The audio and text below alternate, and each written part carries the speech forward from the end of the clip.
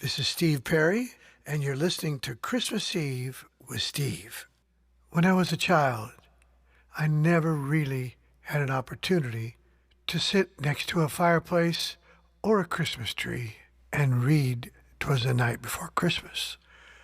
My parents and my grandparents, being Portuguese immigrants, they didn't know this particular Christmas carol. So, for them, for you, and for me, I'd like to read "'Twas the Night Before Christmas." 'Twas the night before Christmas, and all through the house not a creature was stirring, not even a mouse. The stockings were hung by the chimney with care, in the hopes that St. Nicholas soon would be there.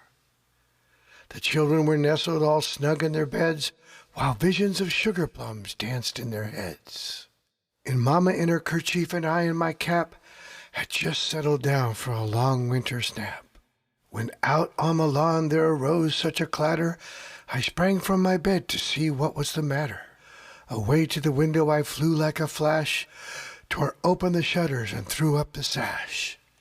On the breast of the new-fallen snow gave the luster of midday to objects below, when what to my wondering eyes should appear but a miniature sleigh and 8 tiny reindeer.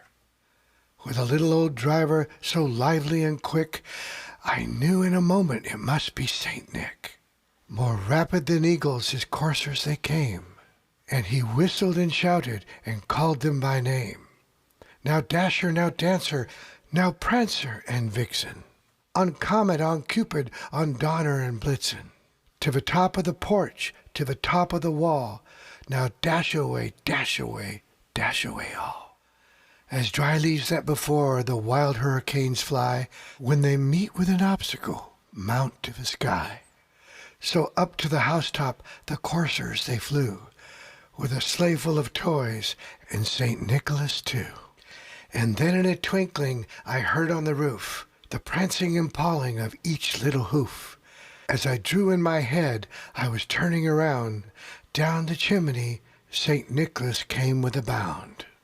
He was dressed all in fur from his head to his foot, and his clothes were all tarnished with ashes and soot, and a bundle of toys he had flung on his back, and he looked like a peddler just opened his pack. His eyes how they twinkled, his dimples so merry, his cheeks were like roses, his nose like a cherry. His droll little mouth was drawn up like a bow, and the beard on his chin was as white as snow. The stump of a pipe he held tight in his teeth, and the smoke it encircled his head like a reef. He had a broad face and a little round belly that shook when he laughed like a bowl full of jelly. He was chubby and plump, a right jolly old elf, and I laughed when I saw him in spite of myself.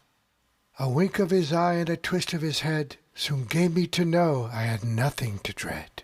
He spoke not a word, but went straight to his work, and filled all the stockings, then turned with a jerk, and laying his finger aside of his nose, and giving a nod, up the chimney he rose.